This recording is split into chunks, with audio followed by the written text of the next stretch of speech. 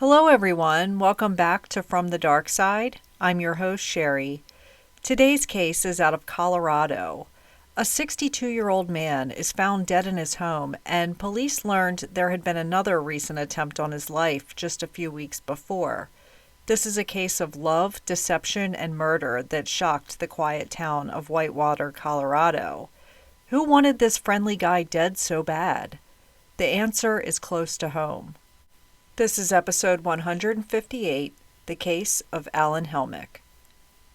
Let's travel back to 2008 for this one. The first film in the Twilight series was released. Barack Obama was elected president. We were in the midst of a deep economic recession.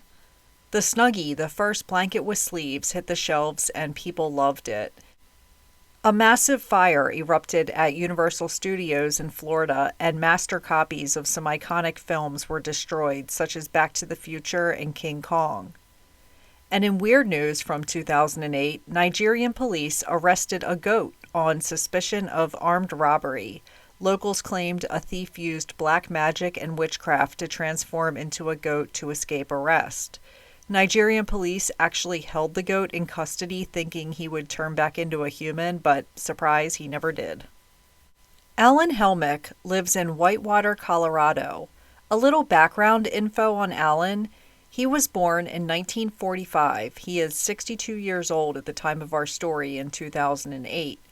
Alan graduated from Delta High School in 1963 and went on to attend Adams State College, where he received his degree in physics. A few years later, he married a woman named Sharon. They had 4 children together, 3 daughters and a son. Alan enjoyed golf, boating, and scuba diving. He did really well for himself and his family as a prominent businessman. He owned his own mortgage company and catered to new home and business owners. He also worked as a land developer for many years. Sadly, his wife Sharon passed away on New Year's Eve 2003 due to a heart attack. They had been married for 36 years. Alan was around 60 years old, newly single, and trying to get into the social world. He had been married for 36 years, so he didn't know the first thing about dating. He decided he was going to go on a nice cruise. Maybe he could meet someone there. But he thought it would be a good idea to take some dance classes first. He didn't want to be on the cruise's dance floor and look clumsy, so he signed up for some traditional dance classes. He instantly felt drawn to the dance instructor. She was 48 years old, so around 12 years younger than him. Her name was Miriam, and she was a ball of fire and everything he was looking for. Miriam, like Alan, had her own share of grief. She had lost her 23-year-old daughter Amy in 2000. Amy had died of an accidental drug overdose. 2 years later, her husband, distraught over losing their daughter, took his own life. Alan and Miriam understood the pain of losing a spouse, and it wasn't long before they were dating. A friend named Penny told Dennis Murphy for NBC News that Alan was like her knight in shining armor, and Miriam gave Alan his spark back. He was suddenly much happier and seemed to recover from his wife's sudden death. So in 2006, 3 years after the heartbreaking loss of Sharon, Alan and Miriam found love and comfort in one another and decided to start a new chapter together by getting married. Shortly after tying the knot, they moved to a stunning, secluded home in the remote countryside of Whitewater, Colorado. Their home was truly something out of a dream. It's in the middle of nowhere. It has a sense of peace and solitude. There's panoramic views of mountains right on the front porch. The house itself was on 40 acres, and it had a small horse farm they built together. The land offered plenty of open space for their horses to roam freely, and Miriam found a lot of joy in caring for the horses and having horseback riding lessons right there at their house. They had a few neighbors scattered across the countryside, but the houses were spaced pretty far apart. Living there allowed Alan and Miriam to have a simple, peaceful lifestyle and away from the chaos of everyday life. On June 10th, 2008, Alan and Miriam both had errands to run. They were handled separately. Miriam wanted to shop, and Alan had to get his car serviced. Alan had given Miriam money to go shop with. They would each do their respective errands in the morning, then they were going to meet up for lunch at a Chinese restaurant. Miriam left the house before Alan did. Miriam heads to a few stores, including the pharmacy. She tried to pick up Alan's prescription, but she learned that he had never dropped it off that morning. When it's time to meet for lunch, Alan doesn't show up. Miriam calls his phone a few times, but doesn't get an answer. She leaves multiple voicemails. "Hey, honey, I'm here at the restaurant and you're not. What's going on?"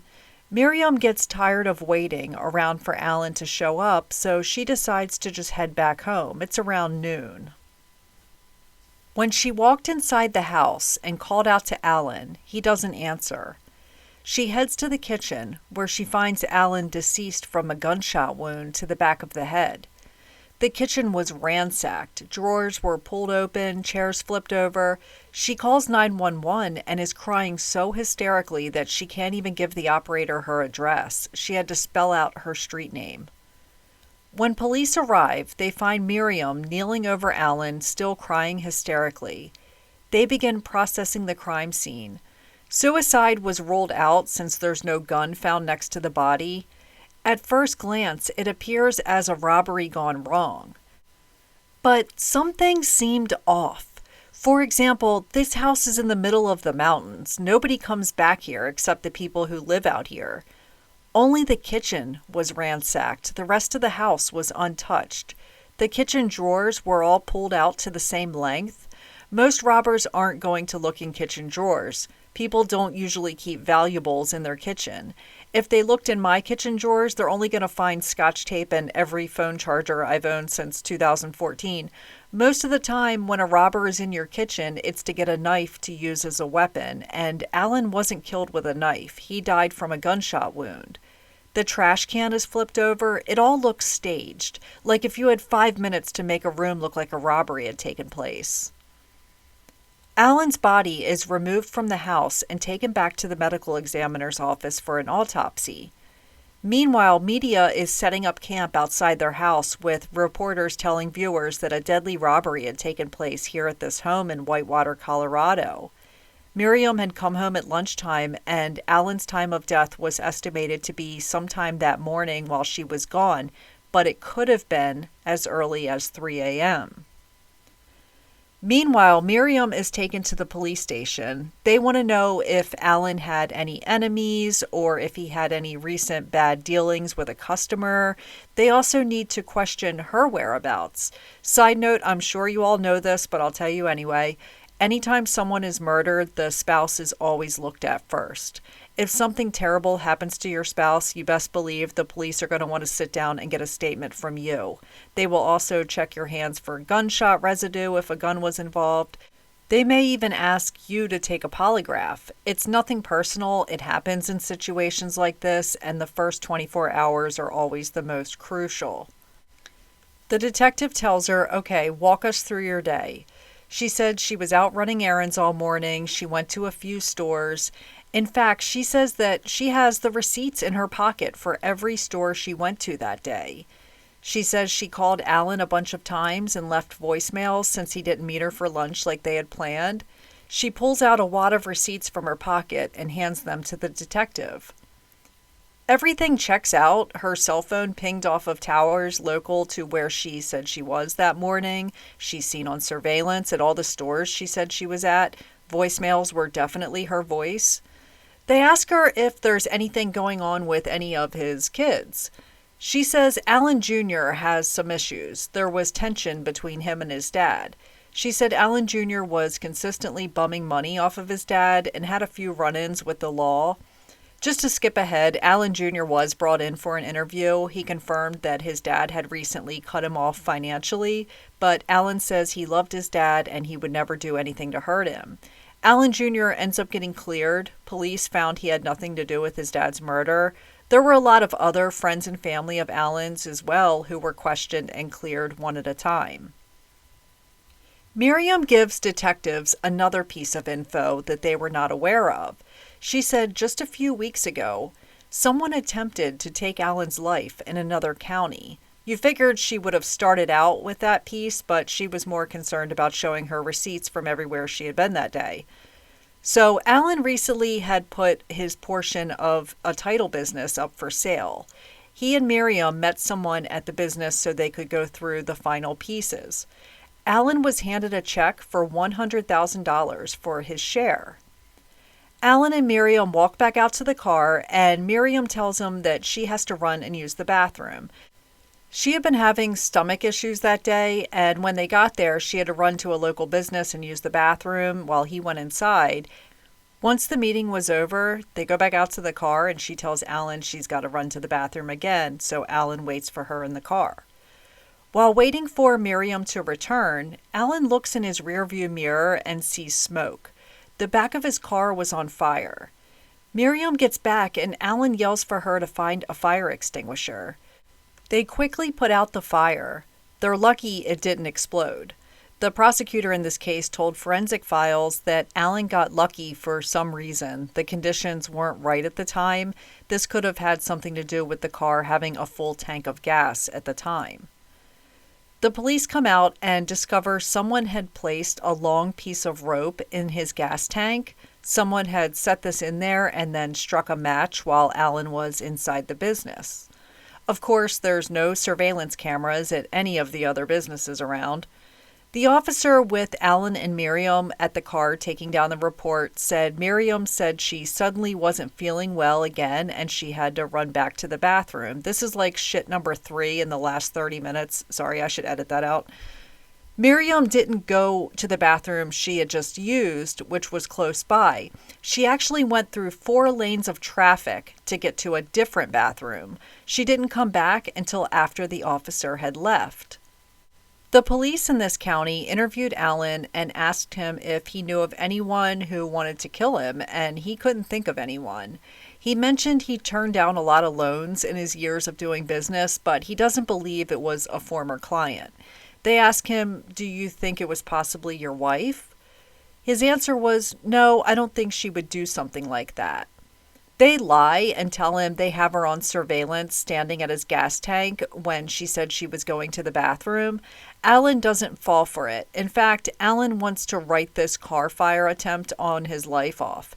Now that they're hinting that it could have been Miriam, he's done. He doesn't want to pursue any arrests. He doesn't believe Miriam would do something like that.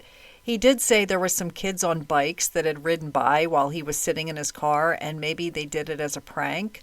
No arrests are made, and the case is closed since Alan doesn't want to hear any more about it. Something the police want to know now is, what would Miriam, his wife of only 2 years, gain from his death? So, Alan had a lot of money and large life insurance policies, but he's a very smart man. All of Alan's life insurance would go to his business partners to buy out his share of a business. When Miriam and Alan were married 2 years ago, Alan drafted up a prenup agreement that stated in the event of his death, Miriam would get $0 from anything he had before they wed, which is a majority of his wealth.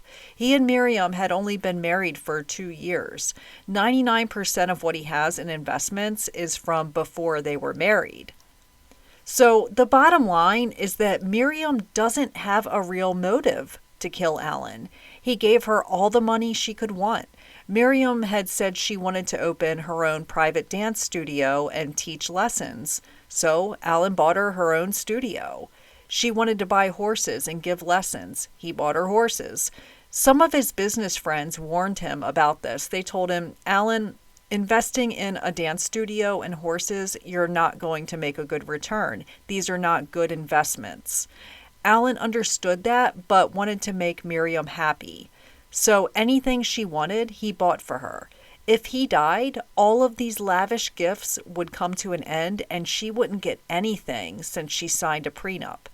Miriam just went from appearing suspiciously guilty to appearing innocent.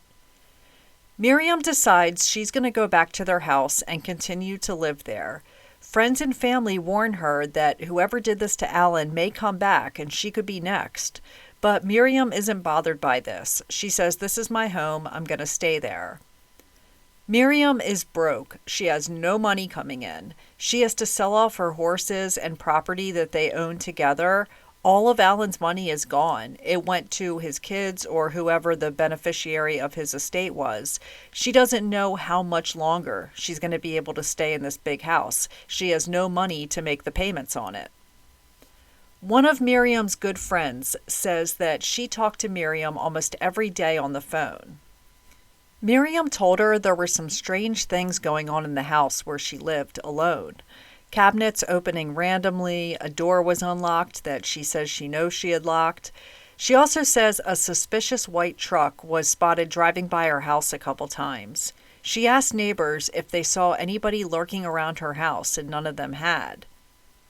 But 1 week after Alan's funeral, Miriam comes home and she's got her friend Penny with her. As they step onto the porch to go inside, Miriam spots a white envelope sticking out under the doormat. She pulls it out, and written in big letters are the words, "To the grieving widow." Inside is a cute greeting card that on the front read, "Insanity is doing the same thing over and over again and expecting different results." It's supposed to be a quote from Albert Einstein, but I think that was debunked years ago. According to ForensicReader.com, inside the card was a handwritten note that said, "Alan was first. You're next. Run, run, run." Alan's name was misspelled and the handwriting looked like a child's. We know it was hand-delivered because there was no postage on the envelope. The barcode was cut off the card because whoever bought it wanted to be sure it couldn't be traced. Miriam collapses upon finding this card. She gives it to her lawyer, who turns it over to the police. Miriam decides this is enough. She no longer feels safe in her home and she needs to move out. She is broke and barely getting by, so she moves to Jacksonville, Florida, where she will live with her adult son. According to reporting by ABC's 2020, while in Florida, friends there tried to help her by giving her clothes and cash. To her friends' surprise, Miriam decides it's time to start dating again. They're all like, "Isn't it a little too soon?" She gets on a dating website that is for women looking for millionaires. We know Miriam liked rich men. She told a friend that before she met Alan, she wanted a rich old man and didn't care if he had 1 foot in the grave. She also told a friend, quote, "It took me a long time to find Alan. He was the only one with a portfolio big enough to suit me." Whoever she began dating next would have to make at least $500,000 per year. That was her requirement. On this dating website, she saw the profile of a wealthy older man from Orlando. His bio read that he was looking for a partner who could dance. He also loved horses. Miriam messages him that she could dance any dance. She says his requirements fit her to a T. They hit it off and go on a date. While on the date, Miriam explains that she had just lost her husband. She tells him that he died of a brain disease and that they knew it was coming. It was just a matter of time. That's why she's able to start dating right away. She had been prepared to lose her husband for a while. Meanwhile, 2,000 miles away in Colorado, police are working hard on a few things. First, they are determined to find whoever put this card on Miriam's front porch, since it was likely Alan's killer. This is some old school detective work here. The police get a hold of the company who made this particular card and find that that particular card was sold at 3 different stores in the area. One store, the person paid with cash. Another store, the person paid with a credit card. A loss prevention officer at the city market contacts police and says that exact greeting card was sold here recently. This store is 13 miles from Alan and Miriam's home. This guy says he's got video of the person making the purchase. Police are anxious to see who is buying this card because this could be Alan's killer. Of course, it's on a VHS tape that had been recorded over about 15,000 times, so it's grainy, but they start the tape and can clearly see Miriam Helmick walks in, picks out the card, she takes it to the register and pays in cash. Then she walks out of the store. This was 4 days before it was found on her porch. Police are scratching their heads like, why would Miriam buy this card, write a threatening message on it, leave it on her porch, and then run around telling people that the killer is coming after her next? Miriam is confronted about this, and she says that she has an explanation for why she did it. She said she felt that police weren't working hard enough to solve Alan's murder, so she planted it there thinking it would reignite the case. But police were working on this every day, so they feel she may have done it to throw them off. If her intentions were true, she did not help the case whatsoever. She just pissed them off instead. A second thing going on is that police are looking at the death of Miriam's first husband several years before, back in 2002 in Jacksonville, Florida. Jack and Miriam were married for 26 years. They had lost their 23-year-old daughter Amy in an accidental overdose in 2000. Her dad became severely depressed and took his life 2 years later. It's a really awful tragedy, both of them. Amy was a brilliant young lady who had no history of drug use. Police learned that Miriam's husband Jack was 46 years old. Trigger warning since we're talking about suicide. On his birthday, he took his life by shooting himself in the head while he was in bed. It was a very open and closed case. There wasn't any foul play suspected. But years later, these detectives in Colorado get a hold of the report and learn that Miriam was in bed with him while he did it. I don't know all of the exact details about Jack's alleged suicide, but there were some questionable things. Like the gunshot was to the right side of his head and Jack was left-handed. The gun was found on his chest with his thumb on the trigger in his right hand. That's a lot of movement after you're already dead. Plus, on his birthday, with his wife in the bed next to him, Jack's brother said he always suspected Miriam was involved, but she was never charged. It's also odd that Miriam's brother was the first officer on the scene, and he was the one to declare this a suicide right away.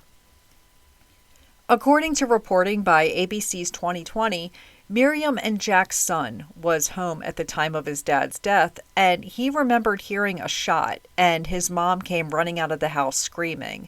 He also said he believes his dad shot himself with his right hand because when he was a kid, he had a cast on his arm and had to learn to do things with the other hand, making him ambidextrous. Miriam inherited Jack's $100,000 life insurance policy, so they can see a motive in his death, but with Alan, they are struggling to find a motive. What investigators found next would give them the break they have been looking for. When Alan was killed, a shell casing from a .25 caliber pistol was found, but the gun was never found. Alan's children tell police that Alan kept a .25 caliber pistol in his sock drawer.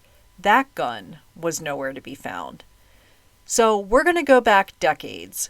The gun that Alan kept in his drawer and is now missing belonged to his first wife Sharon's stepfather. 20 years earlier, back in 1989, Sharon's stepfather had a domestic dispute and fired that gun into the ground next to the house where Alan and Miriam now live. Somehow Alan ended up with the gun and now it's missing.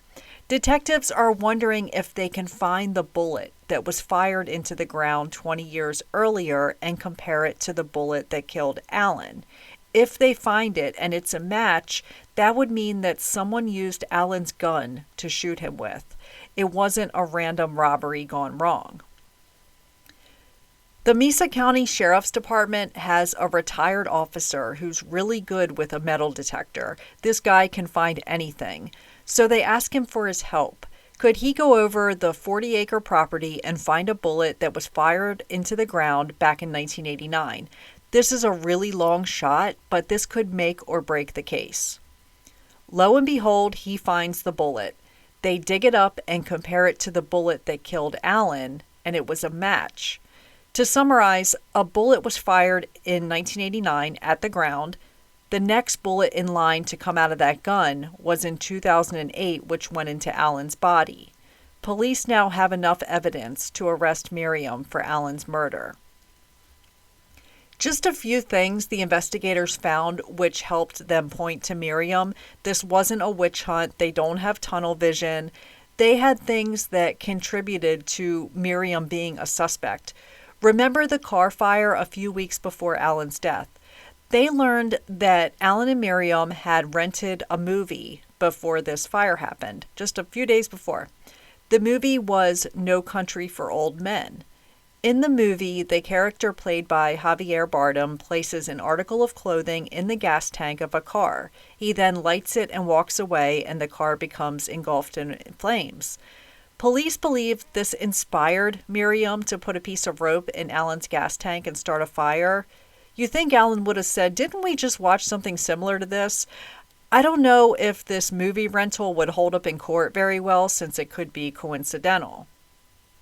They also learned that after the death of Miriam's first husband, she moved in with her father and stepmom, who are elderly and in really bad health. They alleged that she stole more than $80,000 from them. Her stepmom says Miriam was intercepting mail statements, so they didn't find out. And every day when the mail came at 12 o'clock, Miriam would run outside and grab it before anyone else could. The day she packed up and left the house, someone started a fire on their back porch, which backed up to their bedroom. They could have died if they were inside asleep, but luckily they escaped and it didn't burn the whole house down. According to writer Paul Shockley for the Daily Sentinel, Miriam's father contacted police and a warrant was issued for her arrest. However, the state's attorney dropped the charges and told him it was too difficult to prosecute a case involving a father and daughter. Okay.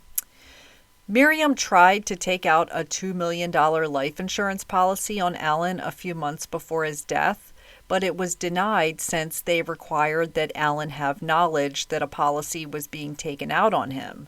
Miriam didn't want Alan to know, so she wasn't able to get a policy. On Miriam's computer in her and Alan's home, police found some interesting Google searches.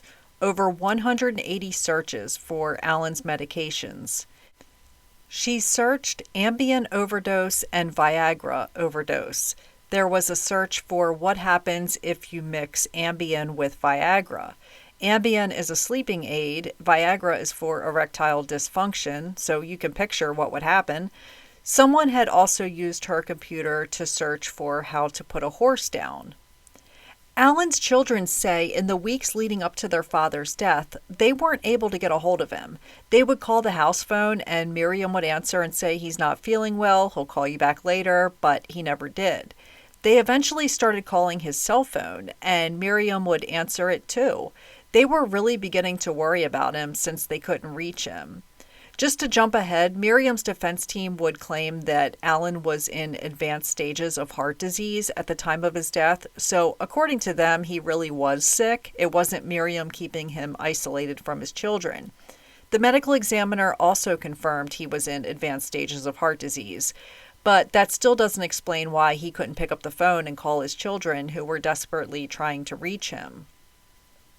When Miriam left Colorado and moved to Florida, she tried to use the identity of Sharon Helmick, who was Alan's wife of 36 years, who was deceased. She used Sharon's name to get a job. For 2 months in 2008, Miriam worked as a sales rep for a company. Everyone knew her as Sharon Helmick, but Sharon Helmick died in 2003. This woman has no moral compass whatsoever. Something we all want to know is why. Miriam went from having anything she wanted, all she had to do was ask, to having to borrow money from friends just to get groceries. What is the motive here? She was better off with him alive. She gained nothing from his death. So why would she kill her husband? Allegedly kill her husband, because she hasn't gone to trial yet. Well, according to a report by Dennis Murphy for NBC News, investigators discovered that Miriam had been forging checks in Alan's name for at least a year. She was writing checks to herself and to her dance studio totaling $16,000, and Alan's bank needed to talk to him about an important business matter ASAP. They tried to call Alan a bunch of times, but always got his voicemail. They even resorted to calling his daughter. His daughter tells them that she can't reach her dad either. One day when Miriam was at the bank, they told her they needed Alan to call them immediately, but he never did. So the bank started sending him letters in the mail instead. When investigators searched Alan's home, they found a letter in the mailbox from the bank. If Alan would have been alive and read that letter, he would have learned that $140,000 was transferred from his personal checking account and sent to pay towards 2 loans. The bank wanted him to pay off the balances of those loans immediately. Alan likely had no idea that he had these large loans. Alan's business friends all say that that was not like Alan. He was an honorable businessman and didn't mess around when it came to his finances. Alan was a banker himself. If there was an issue, he would have driven over and made arrangements with the company.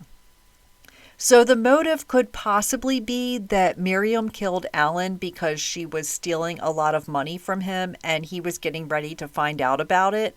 Miriam says Alan could look online anytime and see what was coming out of his bank account. Nobody stopped him from doing that.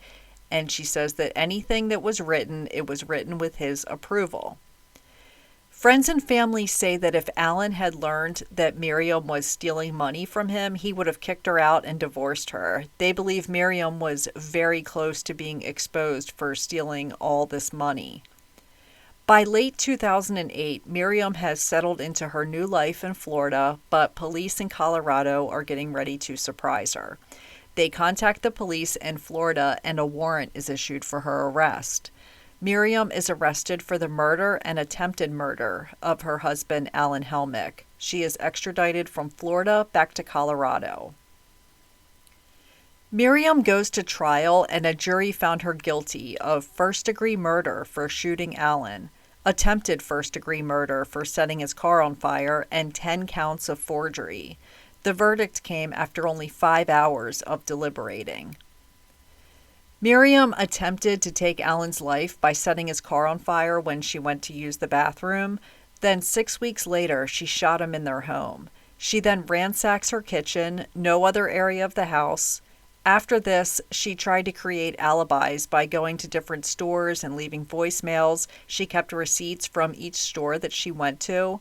She comes home and finds Alan dead and calls police. Miriam was sentenced to life in prison without the possibility of parole, plus an additional 78 years. She appealed her conviction multiple times, but each time she was denied. Now all of her appeals have been exhausted, but Miriam says she is still fighting for her release. In 2024, Miriam called into ABC News and spoke on the phone from prison. She still claims to this day that she is innocent. She even says Alan tried to set his car on fire himself for the insurance money. It's hard to picture him doing that. I mean, he had a check for $100,000 in his hands. I doubt he was concerned about the $15,000 he would have gotten for his car.